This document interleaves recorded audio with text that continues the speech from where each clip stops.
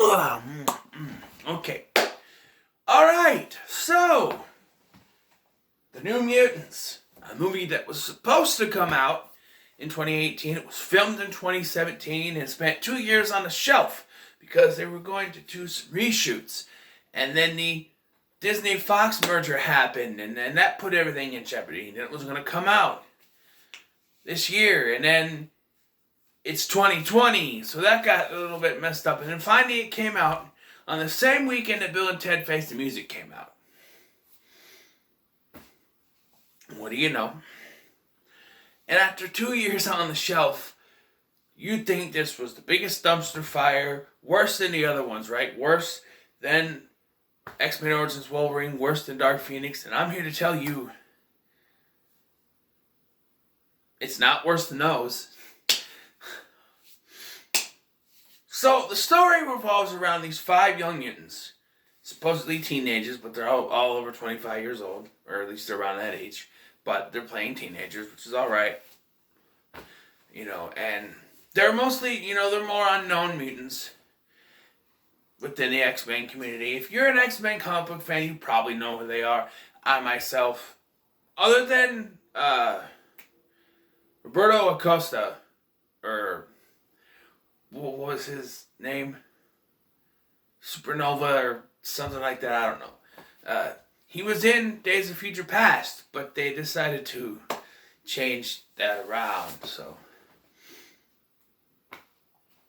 But the version in Days of Future Past didn't really do anything other than use firepower. Should we get some character development? And the story actually revolves around a girl named Danny Moonstar, who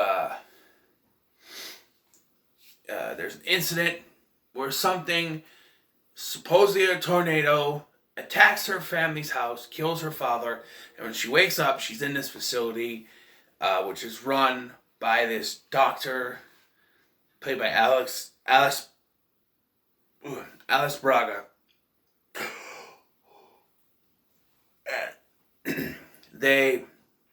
She finds she is there with 4 other mutants as well, each with different powers.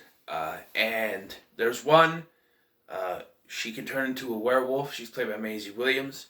There is one, Ileana Rasputin, who is Colossus' sister, who can make one middle arm and a laser thing and project her own little world and a little purple dragon thing, which is kind of cool. Played by Anya Taylor-Joy. Charlie Heaton plays Cannonball, who has this ability to ricochet himself off that. I thought it was pretty cool. And then there's Roberto Acosta, Supernova, whatever his name is, who can, fire and stuff like that. And they're being watched over by this doctor. And one of the things that I did not like about this film was that they made this doctor too overpowered. She's also a mutant, and she has this ability to create force fields that keep them in. And they show you in a scene that's very cliche, where, there's nothing out here. I can run where I want. And then she runs, and then she hits the force field. And yeah, it's cliche. It's been done before. But my problem with this doctor's powers is that there are times when they shouldn't be working, but they are. For example, there is a scene in this film where we find out Ileana put sleeping pills in her tea. When you are asleep or unconscious, except for if your powers entail that, like Danny's, your powers do not work. You cannot control or sustain your powers. We've seen it in other X-Men movies, and yet, when this lady's knocked out, her force field is still out there. Because there's a scene where Danny and the werewolf girl, they go out to lay in the tombstones or whatever and watch the rain hit the force field, and I'm like, oh, that's cool. Wait a minute. Yeah, that's cool, but the force field shouldn't be on. She's knocked unconscious. That doesn't make any sense to me, because if you're unconscious, you cannot control and sustain your powers, yet because they still, because they wrote a scene where she's unconscious, but then they probably were like, wait, she's unconscious, her powers won't work. I would just say they work. Because if the powers didn't work, they'd be able to escape sooner. But there's also this. So what they tried to do with this one was to make it more horror oriented, and it definitely worked. There's a lot of horror elements in this that I really, really liked. The smiley men, there's a lot of CGI thrown around, which, I've kind of gotten numb to CGI at this point.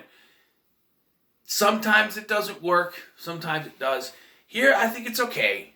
There are certain times, some people complain that the giant bear at the end of this is way too CGI-ish. Well, it's supposed to be a manifestation. It's okay for it to be really CGI-ish if it's a manifestation. It's not real, therefore, it's okay for it to look not real. You know what I mean? I've heard criticisms, oh, the bear doesn't look real, it's too fake CGI-ish. Yeah, it's not supposed to be real. It's an illusion. Also, it's very easy to figure out that all this stuff is coming from Danny. I figured it out early on that it was her powers doing it. Especially when she pointed out she has a little bear thing. I'm like, oh, bear, no, it's her. It's not stupid to make that connection.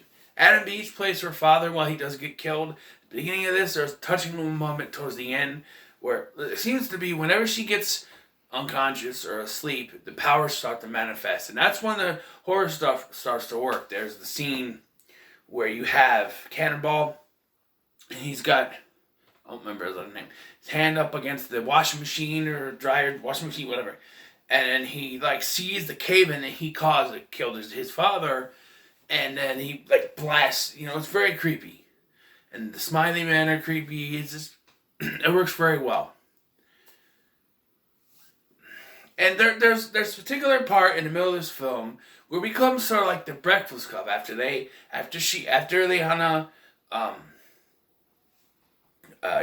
puts the sleeping pills in her tea. They get to roam around. The cameras are still on them, but they get to roam around, and it's pretty cool.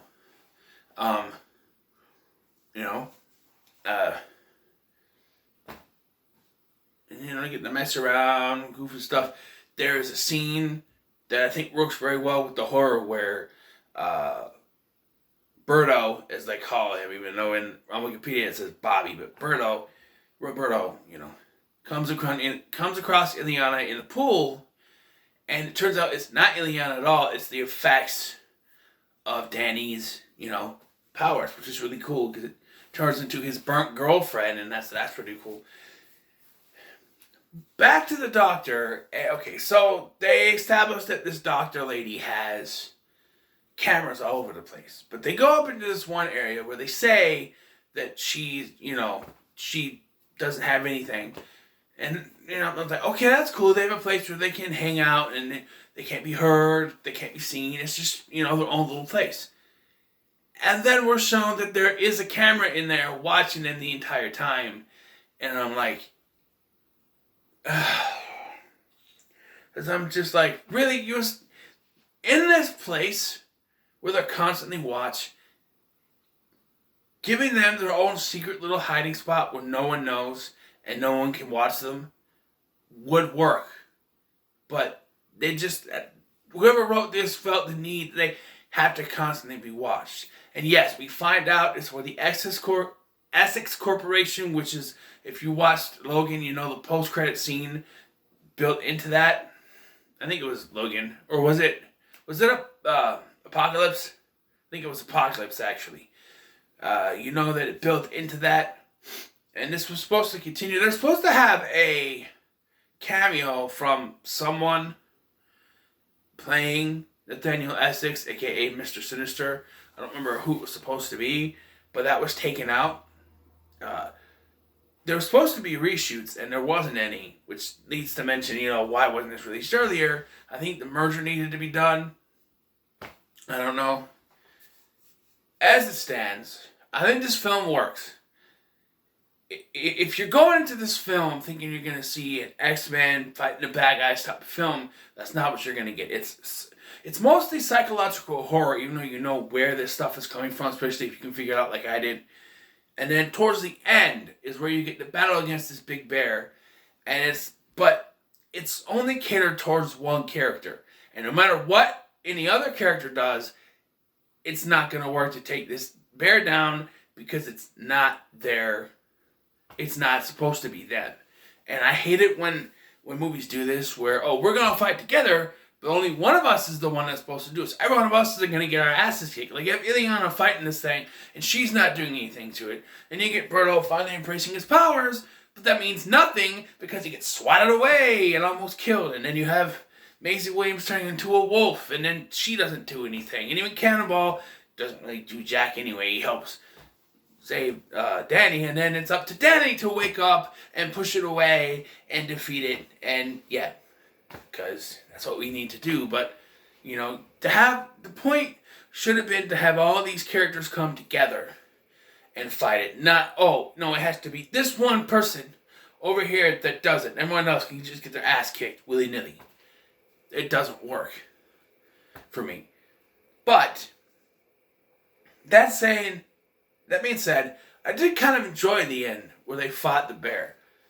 I just didn't like how they were all getting swatted until Allie, or whatever the hell her name is, Danny, has to be the one to fight it. But it was still pretty cool. And then at the end when they realized the force field is down, which that's obvious, and then they walk off to try to find the nearest town, which is told that it's 20 miles away. So who knows? All in all, I think this was decently made. I think it accomplished what it set out to do, was to be a more horror-esque mutant X-Men film, and I think that worked. But it's just not in the level of the other X-Men movies. I think it's better, like I said, than X-Men Origins Wolverine, and Fathom's better than Dark Phoenix. But it cuts it short, and I'm gonna give it a 6 out of 10. I think it's decent. Will I watch it again? Probably. If I'm bored one day, just like what I want to throw in. Have it playing in the background. I think it's an interesting film, but it gets a 6 for me. So what are your thoughts on New Mutants? Let me know in the comments below. Make sure to like, share, and subscribe. Thank you for watching. I've been Scotty. We'll see you in the next one.